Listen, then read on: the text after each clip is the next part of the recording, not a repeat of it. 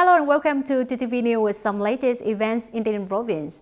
Ladies and gentlemen, on June 27, Mr. Nguyễn Thành Tâm, member of the Party Central Committee, Secretary of the Provincial Party Committee, Chairman of the People Council of TayNinhTV province, welcomed the delegations of the Armenian Embassy, led by Mr. Varam Kazoyan, Ambassador Extraordinary and Plenipotentiary of the Republic of Armenia in Vietnam, who paid a courtesy visit to leaders of TayNinhTV province. Along with us, there were Mr. Nguyễn Mạnh Tiến, Vice Chairman of the Vietnam National Assembly's External Relations Committee. Mr. Nguyễn Thành Tâm introduced to the Armenian Embassy delegation the main information about the socio-economic situation, tourism potential and investment opportunities in TayNinhTV province. Mr. Varam Kazoyan expressed his gratitude to the leaders of TayNinhTV province. In addition, he informed about the friendly relationship between Vietnam and Armenia, specifically the situation of cooperation, trade, investment, tourism, import-export of enterprises of two countries in recent years has been many positive changes, especially in the agricultural product market and commodity trade. Mr. Varam Kazoyan hoped that Vietnam in general and TayNinhTV province in particular will strengthen bilateral cooperation in potential fields. The two sides create the most favorable conditions for businesses and people to come to Armenia to invest, cooperate and visit. At the same time, the leaders of TayNinhTV province wish that Mr. Varam Kazoyan would act as a bridge and introduce businesses to cooperate and invest in TayNinhTV, especially the key sectors such as tourism and high-tech agriculture.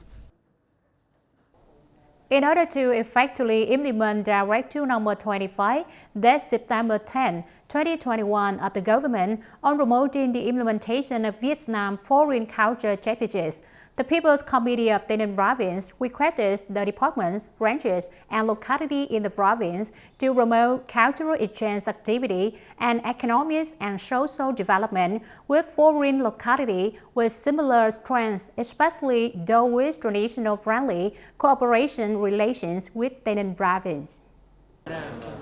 Accordingly, the Provincial People's Committee requests departments, branches, and localities to actively connect, exchange, and meet the overseas Vietnamese community in general and the overseas TayNinhTV community in particular through meetings, working directly, and through visits and working abroad of provincial leaders to mobilize resources of capital, technology, and knowledge to implement cooperation projects in health, education, culture, society in the province.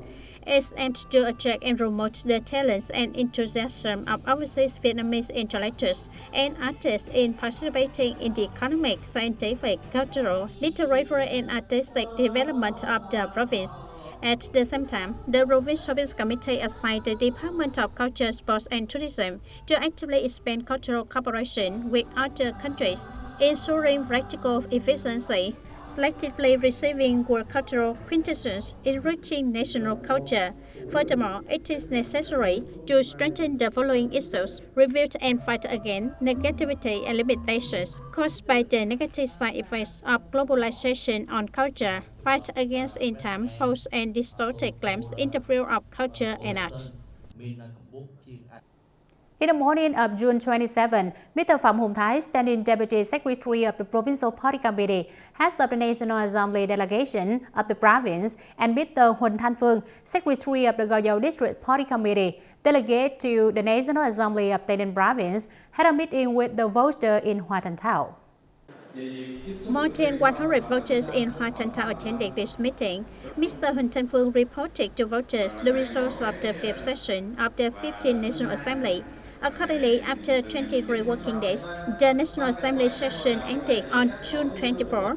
The meeting approved 8 laws, 17 resolutions, considered and decided on human resources, socio-economic issues, and state budget. At the same time, the National Assembly reviewed reports on voters' petitions and resolved voters' petitions and a number of other important issues. Mr. Phạm Hùng Thái said that the Provincial National Assembly delegation had conveyed the opinions of voters to the National Assembly in the last session. At the same time, the delegates actively study and listen to the opinions of voters and experts to make contributions to law projects that directly affected the people. Mr. Phạm Thái suggested that voters will continue to contribute enthusiastic and responsible opinions to law projects and issues of concern to voters for timely capture and recognition by delegates. In the afternoon of June 27, 2023, nearly 10,230 TayNinhTV candidates went to 19 exam sites in the province to complete the procedures for the high school graduation exam in 2023. At the test site, candidates are informed by the examination staff on a number of issues such as calculation, exam sheets, comparisons of photos with exam records, listening to the calculations of Ministry of Education and Training for candidates during exam time. In addition, candidates are also advised about the devices that are allowed and not allowed to be brought into the exam room. In particular, candidates rest in accordance with the exam calculation and are not allowed to bring cards into the exam room. During the exam days, if there are questions or abnormalities in the room, the candidate should immediately notify the examination staff. On June 28, 2023, the high school graduation exam in 2023 officially started.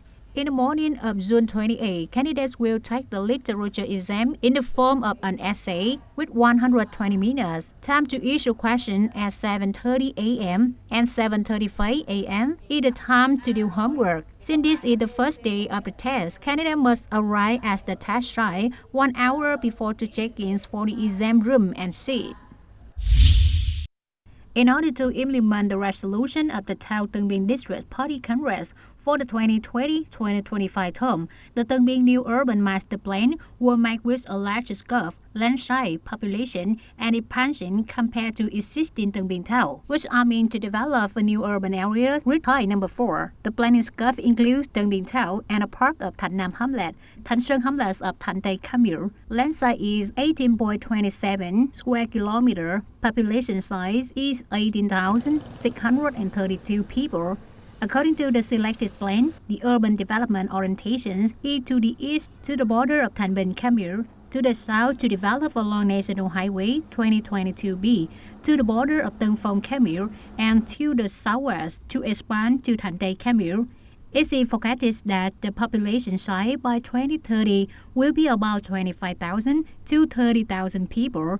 The goal is to build Tân Biên Thao into number 4 city type by the 2030 and continue to complete it until 2035. Turn to other news. In the afternoon of June 27, Mr. Trần Văn Chiến, Vice Chairman of Tây Ninh Provincial People Committee, heads up the Provincial Commanding Committee for Disaster Prevention, Control and Search Rescue, chairs a conference to review natural disaster prevention and control and search and rescue in 2022, deploys the task in 2023. In 2022, 106 natural disasters occurred in the province, causing damage to the province people, economy, and society.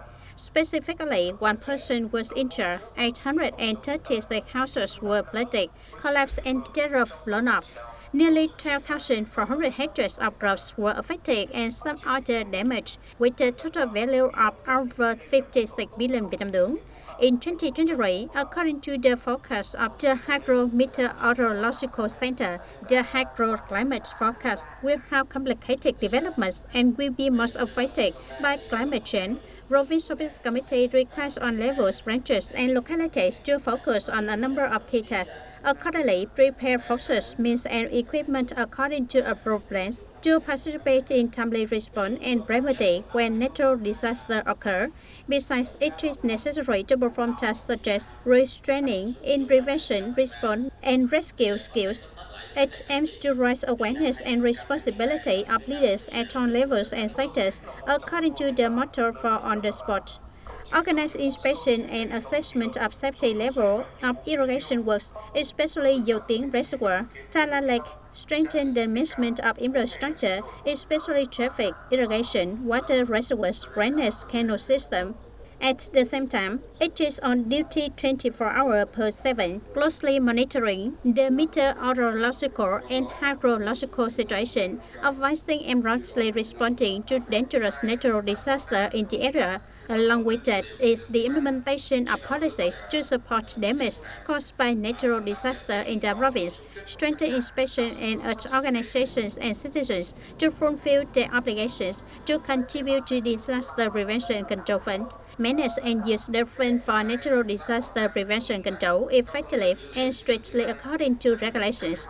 Mr. Trần Văn Chiến appreciated the results in disaster prevention control in 2022. However, there are still many limitations and difficulties in collecting the natural disaster prevention fund. The rate of disaster was low, accounting for 13.3% of the plan assigned by the Provincial Appeals Committee. To ensure the safety of people's life and property and minimize damage caused by the natural disaster, Mr. Trần Văn Chiến has assigned specific tasks to members of the Provincial Steering Committee for Disaster Prevention and Search and Rescue. On this occasion, the chairman of the Provincial Appeals Committee was also announced and awarded the Certificate of Merit to the collectives and individuals with outstanding achievements in natural disaster prevention and control. The audience recently many kites with transect and hot side that have appeared in the sky in TayNinhTV and have quickly attracted many people. The beautiful and refreshed images of these kites were promptly recorded by the reporter of TayNinh radio and television station. We would like to invite you to explore this interesting hobby. Summer is also the time when kites are free to fly on the sky. Recent years, besides small homemade kite or arc kite, there are also supergiant kites that have been flown into the sky by many groups of young people who share the same passion. In the sun and wind on the weekend, we had the opportunity to see these supergiant kites with many brilliant colors flying in the sky. Along with that, other kites are also being repaired to be lifted, right as an empty lot located on Trường Chinh Street in Ward 3, TayNinhTV. The owner of the kites is Mr. Lê Trí Khoa, has a two-team kite flying group from Ho Chi Minh City and some young people in TayNinh province who share the same passions to exchange and learn experiences in the field. This is a fairly new subject. According to Mr. Khoa, the Chinese side kites are aerodynamic kites made of ultralight polyester, rabbits, diverse shapes and colors. Each kite costs from several millions to several tens of the Vietnamese dongs, depending on the size. Currently, Mr. Khoa has a collection of about 50 kites of all sizes, worth several hundred million Vietnamese dong. The biggest size is a kite shaped like a stingray with a length of 30 meters, a width of 10 meters, worth nearly 50 million Vietnamese dong. In order for the kites to fly, the wind is the necessary conditions and must flow air inside for the kite to fully expand. In addition, some members of the group also have to coordinate to run to get the kite to fly easily. In order to ensure safety, the kite flying area must be a large area of land without the electricity system going through. It's important that players have a strong energy, skill in swapping the wind's direction, and teamwork skill. They have to control the kites to fly at their own discretion. I have been playing kite for a few years. This kite movement just appeared a few years ago. First, I have to be healthy so that I can run a minimum runway from 100 meters to 150 meters to take off the tractors. If it's not windy, the player must have experience to get the kite to windy high floor. We have only been playing in TayNinh province for 1 month. We live and learn with other teams in Ho Chi Minh City. In the afternoon, we often fly kite for children. First, we want to practice the tradition subjects. Then, through this activity, we have the children get away from the smartphone. It is expected that in the future, the team will grow up and go to perform from the districts in their province to other provinces. During the release, we still try to keep the audience out of the way so it could be safe.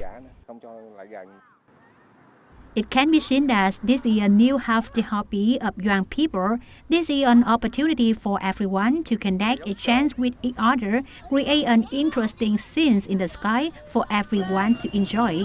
These are the simple joys and happiness of these young people after stressful working hours. That's all for today, TTV News. Thank you for being with us and goodbye for now.